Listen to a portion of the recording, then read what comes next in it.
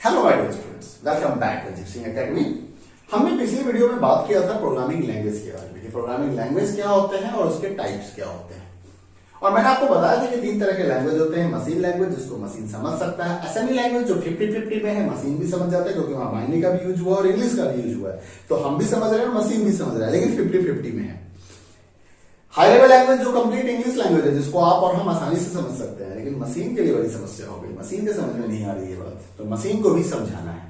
अब मशीन को समझाना है तो उसके लिए हमने क्या यूज किया? हमने यूज किया लैंग्वेज प्रोसेसर। ये कुछ ऐसी ही कहानी है कि आपको इंग्लिश बहुत अच्छी आती है और मुझे बिल्कुल नहीं आती है।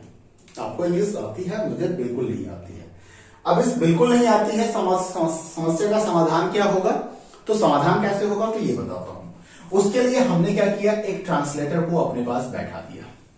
मतलब कि आप यहां पे बहुत अच्छा इंग्लिश बोल लेते हैं, मैं यहां पे बहुत अच्छा तो नहीं बट ठीक ठाक हिंदी बोल लेता हूं।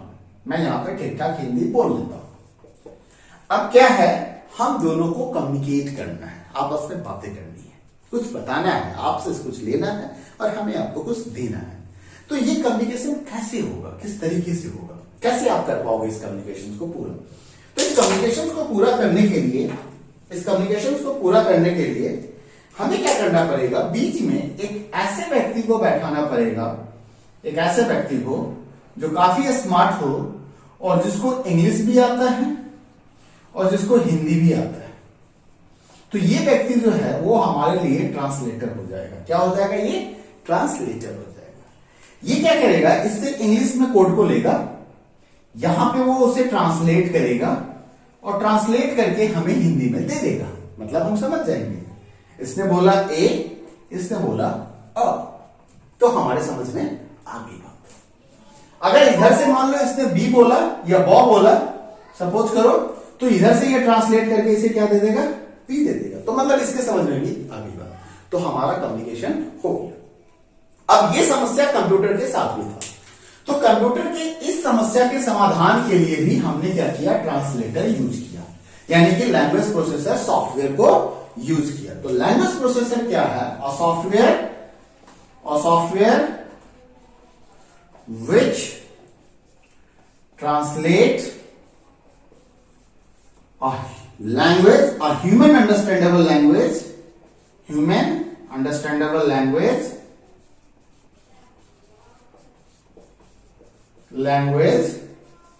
into the machine language. मतलब जो भाषा आपके समझ में आ रही है, जो भाषा हमारे समझ में आ रही है, उसको मशीन लैंग्वेज में कन्वर्ट कर दिया। ह्यूमन अंडरस्टैंडेबल लैंग्वेज से मशीन लैंग्वेज में कन्वर्ट कर दिया। उसे हम क्या कहते हैं? लैंग्वेज ट्रांसलेटर सॉफ्टवेयर कहते हैं।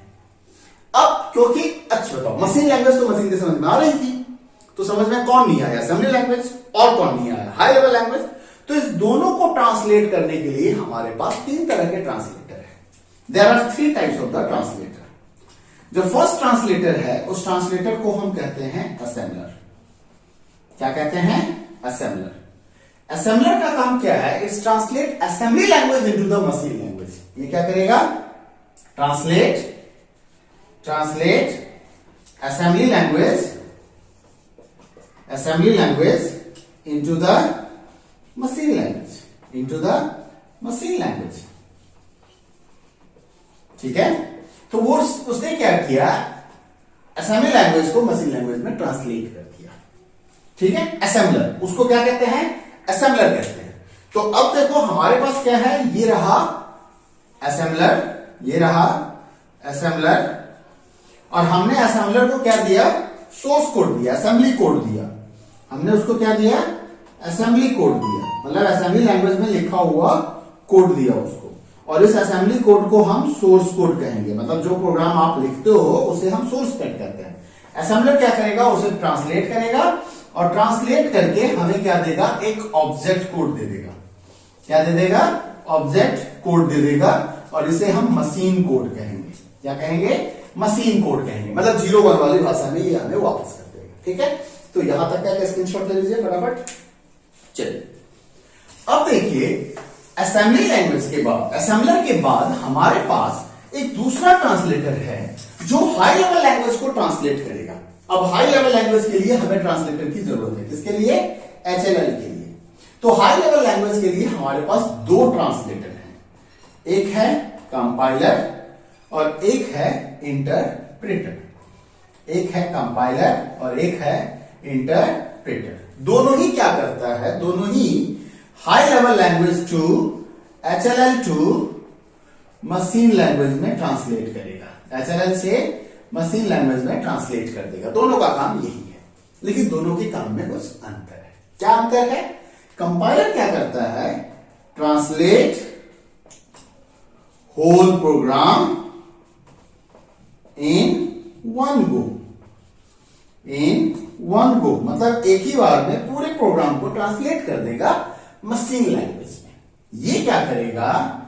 Translate line by line. Translate line by line. अच्छा, एक चीज और ध्यान रखना है, जो लैंग्वेज प्रोसेसर सॉफ्टवेयर होते हैं वो एरर्स को भी चेक करते हैं। सिंटैक्स एरर हो, कुछ मिस्टेक आपने कर दिया है, तो ऐसे एरर को भी वो चेक करता है। इसको कंपाइलेशन एरर बोला जाता है या इंटरप्रिटेशन एरर बोला जाता है। ठीक है, ये क्या करेगा? ये परमानेंट ऑब्जेक्ट कोड जनरेट कर देगा हमें। It's gives permanent object code. Object code को हम एग्जीक्यूटेबल कोड भी कहते हैं, मशीन कोड भी कहते हैं। एग्जीक्यूटेबल कोड, ठीक है, exe file gives permanent object code. लेकिन ये परमानेंट नहीं देता है, ये टेम्पोररी ऑब्जेक्ट कोड देता है। टेम्पोररी ऑब्जेक्ट कोड, ठीक है।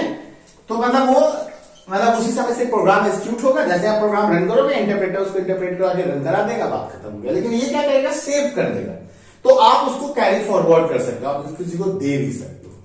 तो ये रहा आपका कंपाइलर और ये रहा आपका इंटरप्रेटर। हमें इतना ही जानना है बेसिक, क्योंकि हम प्रोग्रामिंग लैंग्वेज के बारे में डिस्कस करेंगे। हम C++, जावा, पाइथन और C# के बारे में डिस्कस करेंगे। तो यहां तक का कंसेप्ट आपका क्लियर हो गया होगा लैंग्वेज प्रोसेसर के बारे में। तो अगले वीडियो में अब हम बात करेंगे C लैंग्वेज के बारे में। C क्या है, C लैंग्वेज क्या है, ठीक है। तो मिलता है अगले वीडियो में। वीडियो पसंद आए तो वीडियो को लाइक करें, शेयर करें, चैनल सब्सक्राइब नहीं किया तो सब्सक्राइब करें। Thank you, bye bye, take care.